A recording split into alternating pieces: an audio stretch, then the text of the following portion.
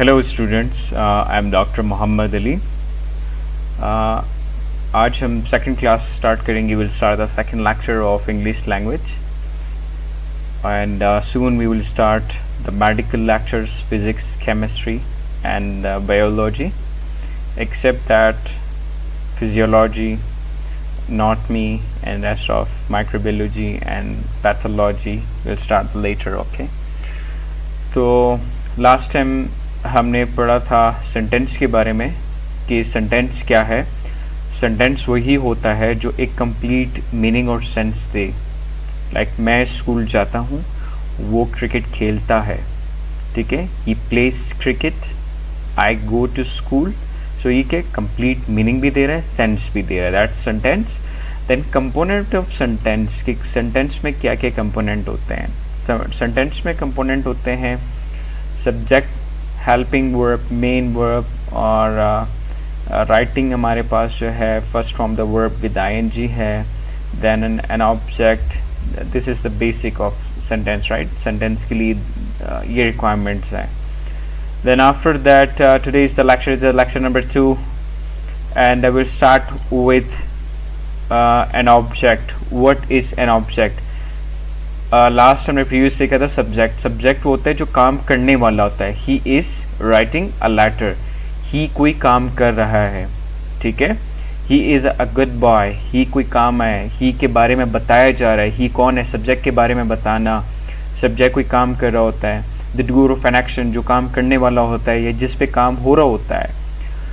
आज हम स्टार्ट करेंगे व्हाट इज एन ऑब्जेक्ट. तो अब हमारे पास ये कि a factor, person or thing of a sentence is called an object. Basically simply इसकी मतलब अगर आप क्यूरीज में चले जाएं तो ये डेफिनेशन जो है बहुत डिफरेंट मीनिंग भी देती है, बहुत डिफरेंट वो है. वो बेसिक से आप स्टार्ट कर लें, लैंग्वेज पढ़ लें, फिर उसके बाद हम उसके कॉम्प्लिकेशंस में भी लेटर ऑन जाएंगे. अब यहाँ पे क्या है? He is beating him.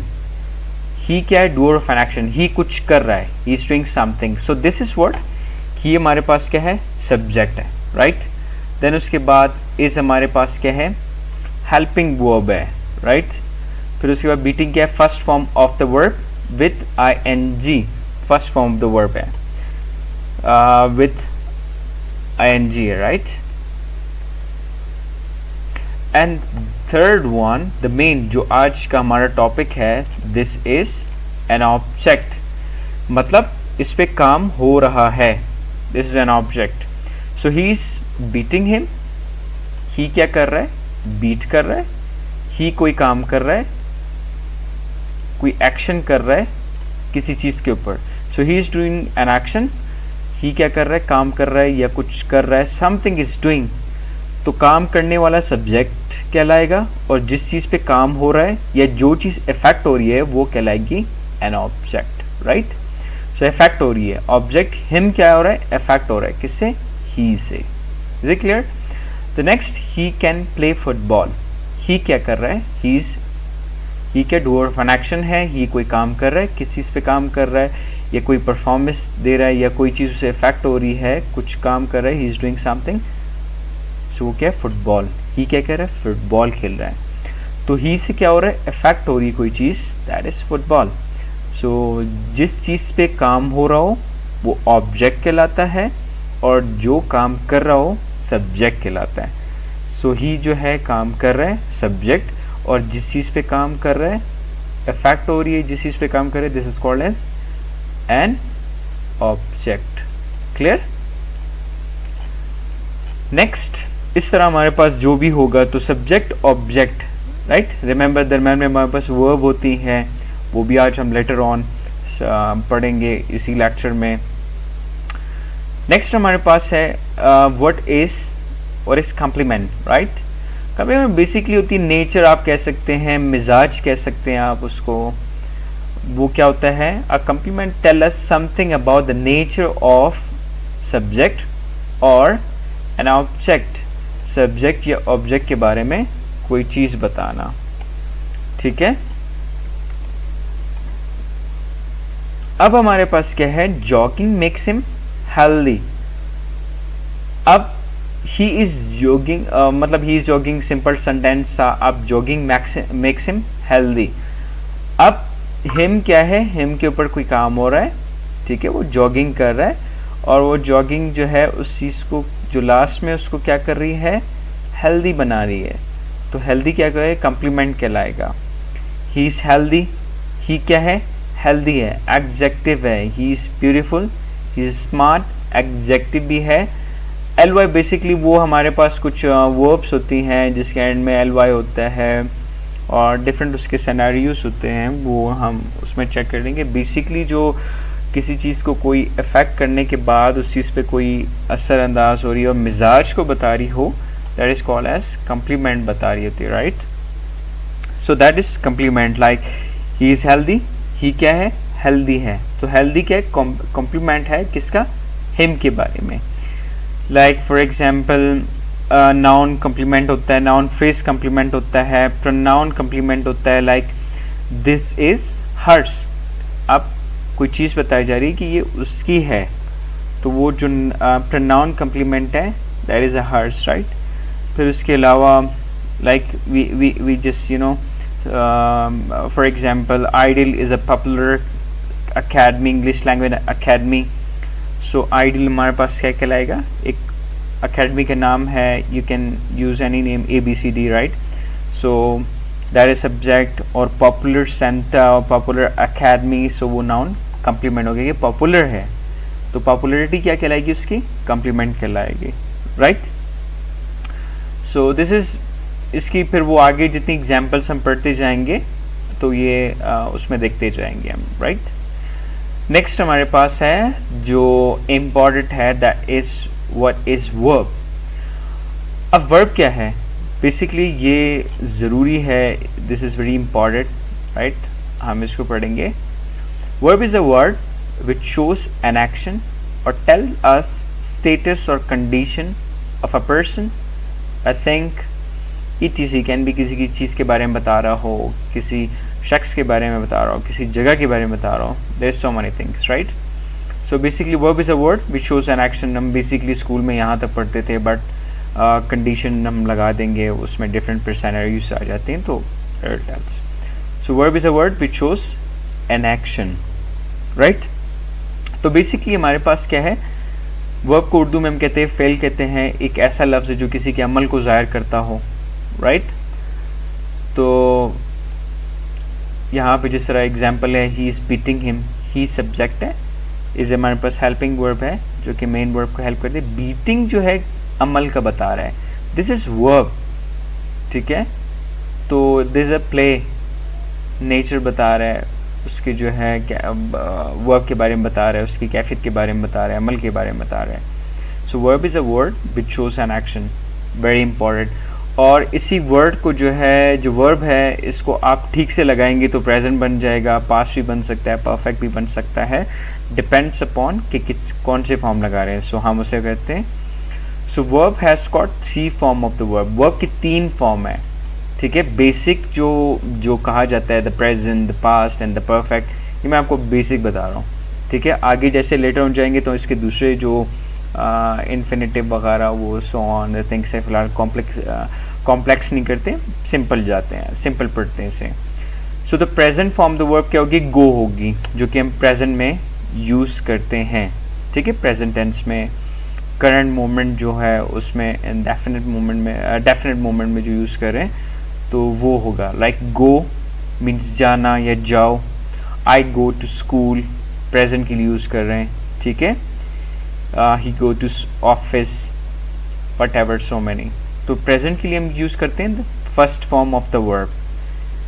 Second form the verb हम यूज़ करते हैं पास्ट के लिए यूज़ करते हैं। Like we went to school, हम स्कूल गए, पास्ट हो जाएगा।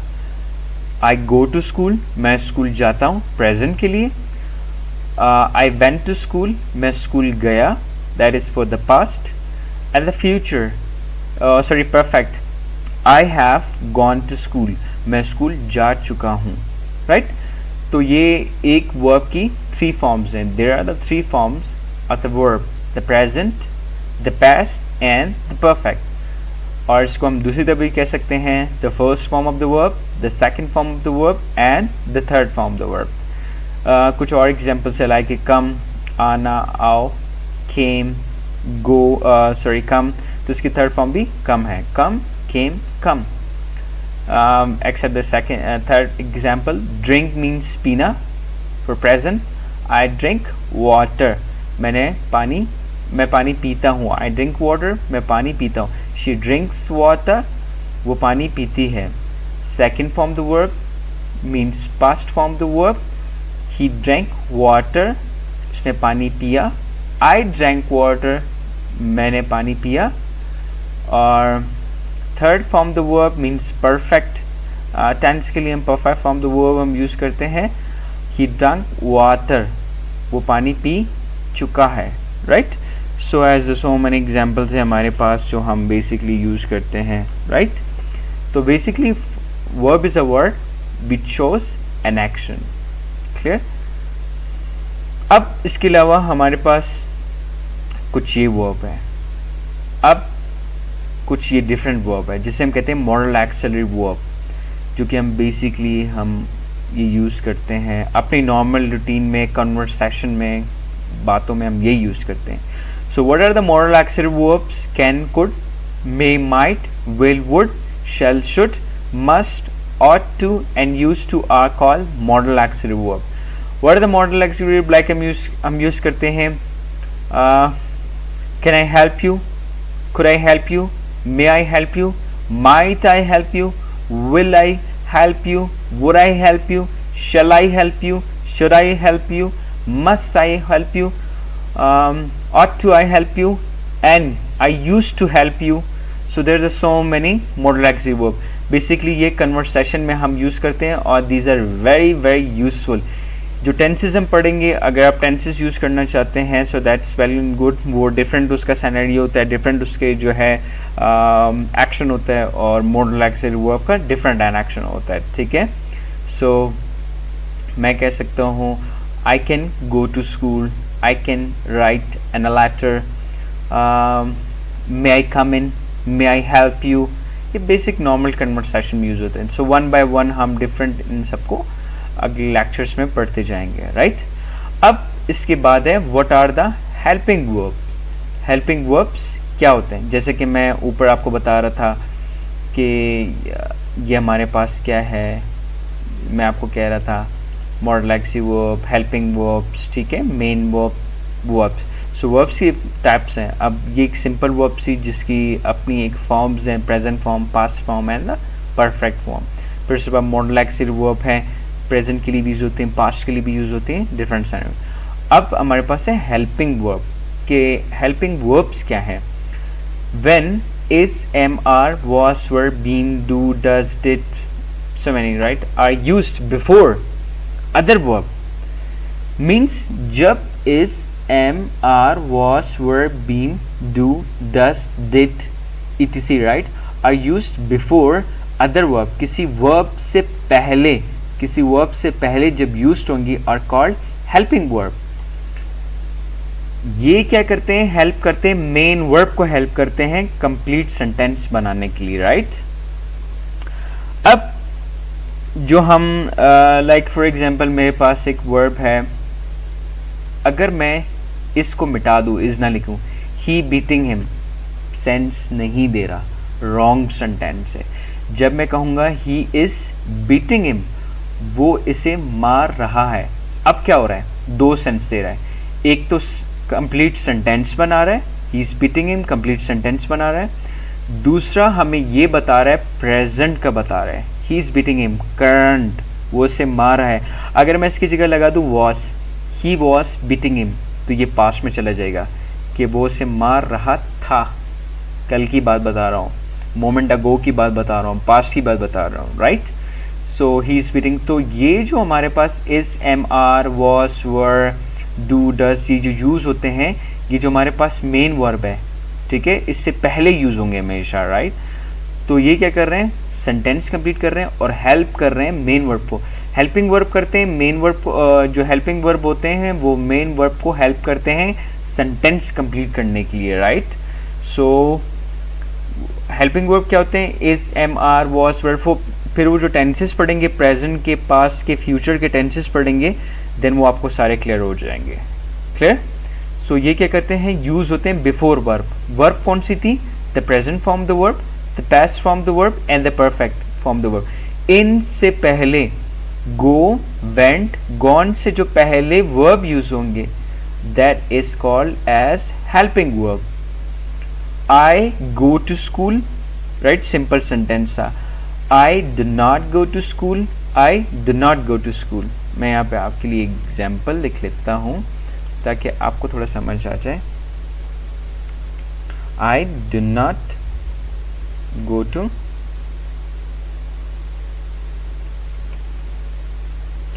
अब इसमें क्या है कि हमारे पास ये वर्ब है, ठीक है। इससे पहले जो हमने यूज किया, सॉरी ये डबल हो गया, गो से पहले जो मैंने ये जो लिखा हेल्पिंग वर्ब है, राइट। तो इस तरह जो वर्ड यूज होंगे वर्ब से पहले, ठीक है, वर्ब से जो पहले यूज होंगे that is called as helping verb. और ये बेसिक मैं आपको डेफिनेशंस बता रहा हूँ, जब हम टेंसेस पढ़ेंगे तो आपको एवरीथिंग क्लियर हो जाएगी। फिर स्पीकिंग पे वर्क करेंगे, वोकैबुलरीज पे और वर्ब्स पे, that will be easy, right. Anyhow, moving to next, similarly what is predicate. हम इसे प्रेडिकेट भी पढ़ सकते हैं, प्रेडिकेट भी पढ़ सकते हैं, नो इश्यूज। अब प्रेडिकेट क्या होता है? After subject rest of the words of sentence. अब rest of the word of sentence क्या होते हैं? Helping verb. कौन से helping verb? Modal auxiliary verb भी हो सकते हैं, is, am, are, was, were, been, do, does, did, etc ये हो सकते हैं। फिर मेन वर्ब। कौन सी main verb? Present form the verb, past perfect means drink, drank, drunk, ये वर्ब। और इसके बाद एन ऑब्जेक्ट जो फैक्ट हो रहा है या जिस पे काम हो रहा है या जिसको हम बयान कर रहे हैं, दैट, ये सब जो हैं क्या कहलाते हैं? वर्ड्स और rest of the words of the sentence कहलाते हैं, आर कॉल्ड प्रेडिकेट। मतलब सब्जेक्ट के बाद वी क्या है? सब्जेक्ट है। अब सब्जेक्ट के बाद जो रेस्ट ऑफ द वर्ड्स कहलाएंगे दैट इज कॉल्ड एज,